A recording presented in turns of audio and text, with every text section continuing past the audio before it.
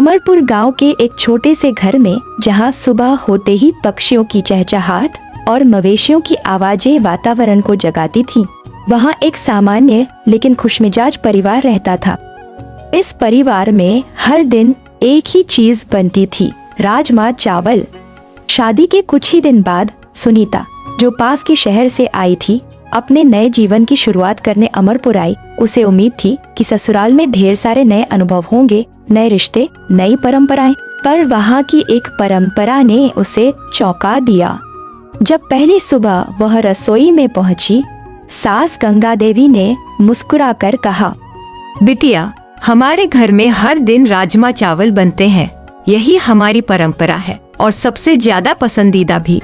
सुनीता को लगा शायद यह पहली सुबह का स्पेशल खाना है, पर दूसरे, तीसरे, चौथे दिन भी वही राजमा चावल। अब उसे समझ में आने लगा कि ये परंपरा सिर्फ कहने भर की नहीं, सचमुच हर दिन की रसोई की हकीकत थी। वह धीरे से सास से पूछ बैठी, सासू माँ, क्या हम कभी कभी कुछ और भी बना सकते हैं, जैसे दाल, हल्का खाना या सब्जी? सुनीता चुप हो गई, लेकिन उसके मन में हलचल मच गई। दिन बीतते गए और सुनीता का मन खाने से उबने लगा, लेकिन वह कुछ कर नहीं पा रही थी। एक दिन उसने अपनी बचपन की सहेली मीरा से फोन पर बात की। सुनीता, प्यार से समझा कर देखो, सासू माँ को दिल से बताओ, शायद बात बन जाए।